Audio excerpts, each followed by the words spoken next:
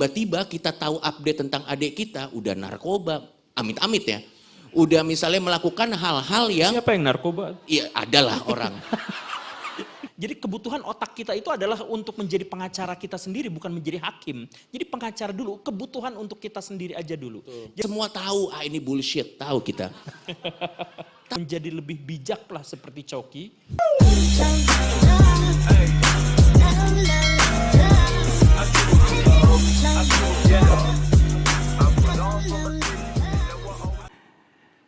Halo, perkenalkan nama saya Sacha. Caca. Sacha. Ya. Sebagai Gen Z itu sebenarnya aku lumayan bingung juga cara ngadepin Gen Alpha ya. Karena sekarang itu Gen Alpha bisa lebih pintar daripada Gen Z. Jadi adik aku tuh suka nanya, kenapa sih kita sekolah itu harus datang tiap hari pakai baju sama. Terus ada perbandingannya, dia bisa belajar di Roblox lebih seru, banyak teman-temannya dan dia lebih ngerti. Aku tuh bingung ngasih pemahaman ke dia, kamu tuh sekolah penting tapi gurunya kadang rasis atau gurunya kadang gak mau dikritik. Atau kadang gurunya juga gak mau nerima pendapat dia karena dibilang dia terlalu kecil. Jadi menurut Pak Guru Gembul dan juga Bung Coki, menurut kalian berdua bagaimana cara kita menghadapi Gen Z, cara menghadapi Gen Alpha yang mereka tuh makin kesini sebenarnya makin kritis, tapi kita pun sebagai Gen Z bingung cara menanggapi mereka sebagai, tunggu maaf agak grogi. Ya, ini kelihatannya baby boomers yang nanya ini. Oh, iya. Silakan. Ya, Kurang lebih cara kita menangkapi mereka biar mereka juga terpuaskan dengan jawaban kita gitu. Oke. Kayaknya kena karma itu. Karena generasi sebelumnya tuh ngeluh sama dia. Gimana sih cara memahami orang kayak gini? Ini saya tuh gak ngerti orang generasi Gen Z itu emang kayak gini kelakuannya tuh. Mentalnya kayak gini ini. Nah terus dia tuh ngeluh. Ya. Nggak kesampaian. Betul. Akhirnya dia kena karma sendiri generasi. Ada lagi nggak sebelum kita tampung? Oke, iya. Oh jadi Silakan. langsung banyak aja gitu mas ya? Iya, mending gitu ya. Langsung banyak dijawabnya semua. Waduh. Oke. Nama aku Wahyadi. Iya, bisa berdiri, mohon maaf. Udah berdiri. Udah Oke ya. berdiri. Oh, ketutup kameramen. Kalau lebih Enggak berdiri sih. lagi terbang nanti dia. Itu gimmick biar lucu aja. Ya. Oke. Dari Bang Coki sama Pak Gembul, saya kira you are well educated. Ya. Yang artinya? Well educated ya maksudnya teredukasi dengan Oke. baik. Gitu. Pertanyaan saya sebagai Gen Z gitu. Tadi kan dibahas kalau kita itu kehilangan eksistensinya di kelas. Nah pertanyaan saya adalah bagaimana Bang Coki sama Kang Gembul ini belajar saat ini untuk terus terinformasi dengan baik. Oke, itu aja. Ya. Terima kasih. Ada lagi? Oh banyak ini. Ada nyala ya? Ya, terima kasih loh Maria sudah membantu ini. Ya, selamat malam untuk Pak Guru Gembul dan Bung Coki dan host. Saya mau nanya tentang pembulian anak-anak zaman sekarang itu kan sangat parah ya Pak. Dan di sini tuh saya suka sebagai pengguna sosmed khususnya di TikTok gitu kan. Melihat anak-anak itu kenapa pada berani ya dalam kondisi seperti ini, pendidikan aja guru itu juga banyak yang hanya bisa bikin konten-konten hanya untuk kepribadian dia sendiri atau untuk perkembangan anak muridnya gitu. Karena menurut saya di sini memang sistem belajar kita itu kayaknya kurang baik gitu untuk perkembangan mentalnya, terus pergaulannya gitu. Sebenarnya tuh kalau misalkan bullying itu gitu, sebenarnya peran orang tua sama guru itu lebih penting yang mana gitu. Karena kan memang anak-anak juga lebih fokus ke handphone, terus kalau disuruh dikit aja marah-marah kayak adik saya tuh, susah banget gitu. Udah cukup, terima kasih. Oke, terima kasih. Satu lagi mungkin kita kasih kesempatan. Yang oke, Mbak Maria, siapa? Halo semuanya, nama saya Eki. Iya. Sebelumnya izin bertanya kepada Bung Coki dan Pak Guru Gembul. Ya.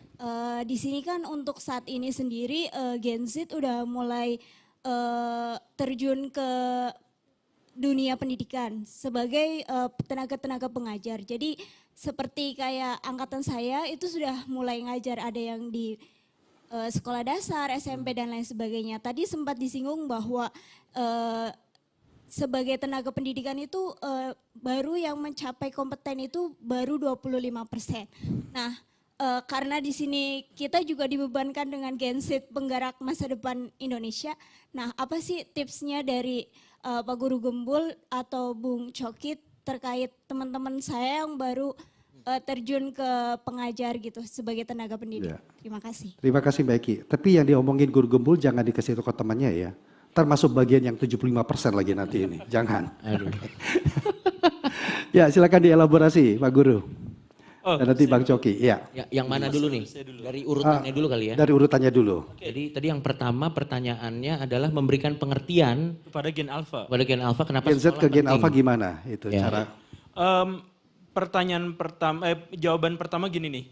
Sejak 150 tahun terakhir, gap antar generasi itu menguat.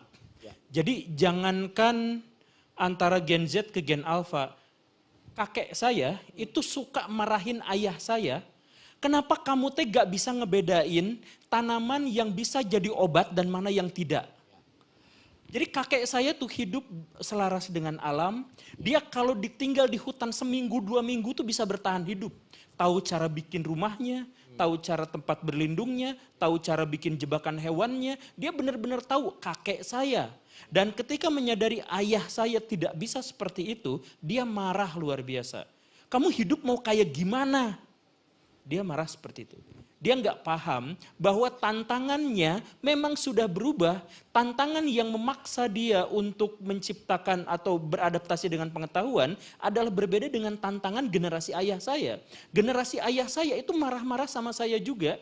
Kenapa Pak Guru Gembul itu, ke anak saya nggak mungkin, ke anak nggak mungkin. Tapi kenapa kamu tuh itu susah sekali untuk bergaul, terus untuk bisa kesana kesini secara sendirian, jalan kaki antar kota antar provinsi, kenapa gak bisa? Nah jadi masalah utamanya sebenarnya adalah generasi saya tuh sudah punya mobil dan motor, sarana transportasi sudah lebih baik. Sedangkan generasi ayah saya tidak. Nah tepat pada masalah itulah, jadi ketika Gen Z sekarang, kenapa anak-anak zaman sekarang tuh ya, udah main di sini, udah main di situ dan sebagainya, karena mereka hidup di zaman platform itu ada, sedangkan kita tidak. Jadi bahasa biologis kita tuh beradaptasi terhadap apa yang menjadi tantangan kita. Ya. Dan generasi berikutnya menghadapi tantangan yang berbeda sehingga proses adaptasi mereka menghasilkan karakteristik yang juga sangat berbeda. Oke. Nah, jadi jangan dulu menuntut diri kita untuk menasehati anak-anak itu. Jangan dulu menuntut diri kita. Tapi tuntutlah diri kita untuk memahami tantangan apa yang sedang dihadapi generasi alpha. Ketika kita mengetahui tantangannya apa, mungkin kita akan lebih memahami proses adaptasi terhadap tantangan itu. Memang memaksa adik saya memiliki karakteristik yang berbeda. Bukan membenarkan perilaku jeleknya, bukan. Tetapi tuntutan untuk menjadi bijaksana selalu diserahkan kepada generasi yang lebih tua. Jadi teteh tadi itu generasi yang lebih tua, maka mohon maaf menjadi lebih bijaklah seperti Coki. Ya tadi disebut bijak kan? Sangat. Ya, nah jadi menjadi bijaklah dengan memulai melihat apa yang menjadi tantangan. Ya. Gitu ya. Kalau nanya ke saya lebih ribet lagi karena saya generasi yang lebih tua lagi. Jadi gitu. Oke, itu pertanyaan pertama. Kemudian yang kedua tuh apa ya? Kedua itu dari Kalau kita mencari informasi dari mana? kemana seharusnya yang lebih tepat itu? Oke. Tapi dia nanya ke pribadi kita. Ya. Kalau Akang biasanya nyari informasi di mana, saya nyari informasi. Selama ini untuk menjaga update tentang informasi-informasi itu bagaimana? Oh enggak, ya, jadi gini. Update terhadap informasi itu jelek. Karena pengetahuan yang paling baik itu adalah pengetahuan subjektif, bukan pengetahuan objektif. Pengetahuan objektif itu wajib kita gunakan ketika kita harus berinteraksi dengan pihak lain. Tapi pengetahuan subjektif adalah kebutuhan pribadi kita. Jadi subjektif dulu baru objektif. Jadi yang sering dikatakan oleh Pak Aryo Hasan misalkan, jadi kebutuhan otak kita itu adalah untuk menjadi pengacara kita sendiri, bukan menjadi hakim. Jadi pengacara dulu, kebutuhan untuk kita sendiri aja dulu.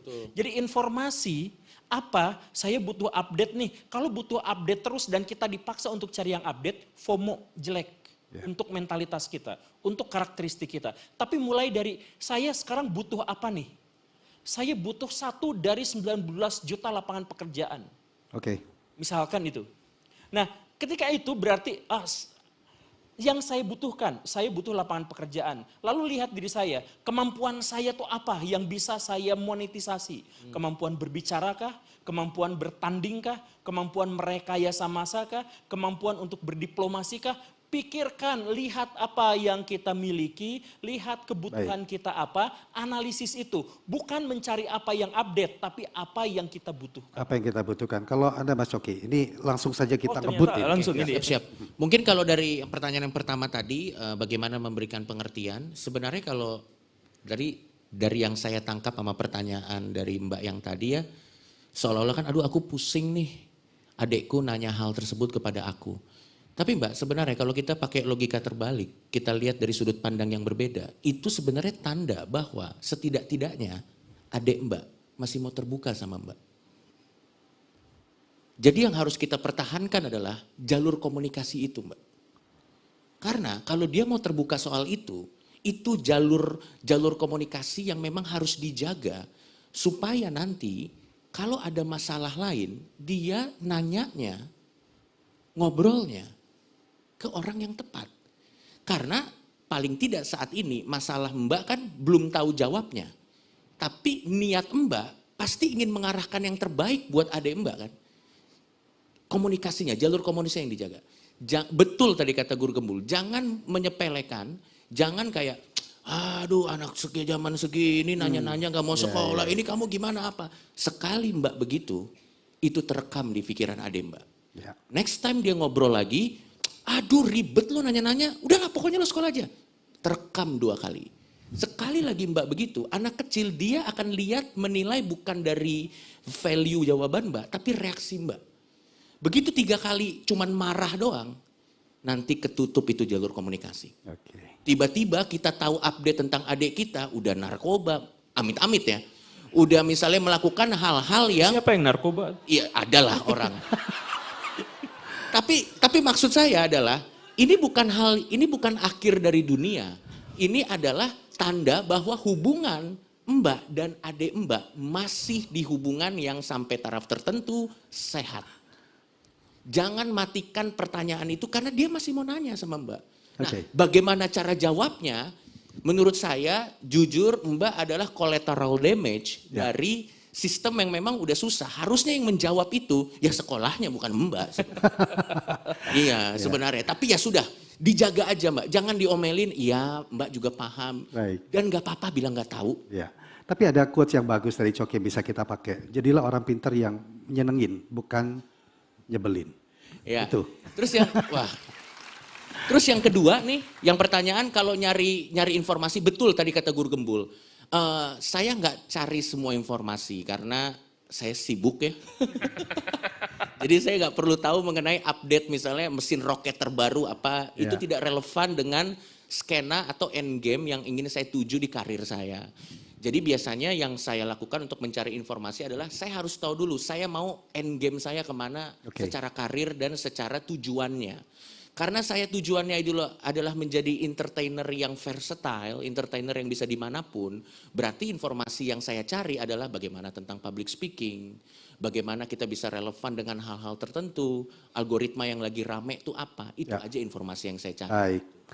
Sekaligus nanti menjawab dari 2 pertanyaan karena sisa waktu kita 5 menit. Ini masih ada 2 isu sekaligus ini tentang persekusi dan juga literasi digital. Satu lagi bagaimana menjadikan kami LPPRR itu sebagai ruang aman bagi Gen Z tadi nih. Pak Guru silakan dielaborasi 2,5 menit lah. Baru sekali ini mereka sepanggung akur. Silakan Pak Guru. Akur terus kok. Juga. Sebenarnya data yang tadi menyebutkan bahwa kasus persekusi dan bullying semakin hari semakin mengkhawatirkan itu keliru sebenarnya. Karena yang sesungguhnya terjadi adalah kasus bullying itu turun dari tahun ke tahun. Yang naik itu adalah pemberitaannya. Jadi dulu kasus persekusi itu jauh lebih parah. Cuman persekusi dan bullying di zaman dulu lebih relevan daripada sekarang. Karena di zaman dulu persekusi itu mengarahkan orang-orang menjadi lebih kuat karena tantangan alam pada waktu itu memang meniscayakan, mewajibkan orang kuat lahir batin di tempat fisik dan mental. Sedangkan sekarang fisik kita tidak, hanya mental saja. Oh. Nah, jadi itu yang menjadi masalahnya. Jadi bagaimana dong sekarang? Saya sulit untuk menjawabnya karena ini adalah masalah yang kompleks, tapi intinya adalah awasi setiap orang-orang yang kita sayang. Dan buat mereka, biasakan untuk saling terbuka dengan mereka. Setiap masalah yang disampaikan, setiap masalah yang ditujukan kepada kita, selama dia masih ngomong seburuk apapun masalahnya, selama dia masih ngomong itu baik. Tapi seringan apapun masalahnya, kalau dia tertutup, itulah yang harus diwaspadai. Oke. Sisa waktu Anda, Mas Coki. Oke, mungkin langsung ke pertanyaannya tadi aja ya. Iya. Gimana caranya supaya RRI sebagai sebuah kanal bisa menjadi tempat yang aman buat Gen Z? Ya sebenarnya memang kan sekarang kan Gen Z kan senang sekali berekspresi gitu kan. Ya memang ini akan terdengar sangat klise sih, tapi memang harus banyak merangkul komunitas, harus banyak berkolaborasi dengan teman-teman gitu. Dan gini, saya sudah tidak muda lagi, tapi saya pernah muda. Saya tahu orang tua so asik sama memang orang yang benar-benar tulus ingin membangun jembatan.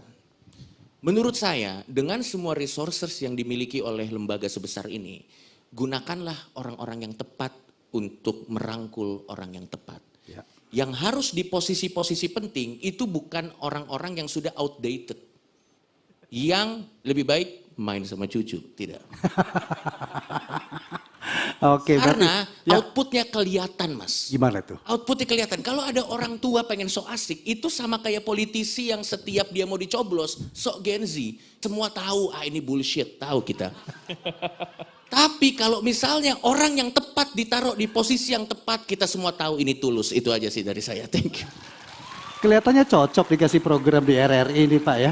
Dia nyindir siapa ya sebenarnya? Iya.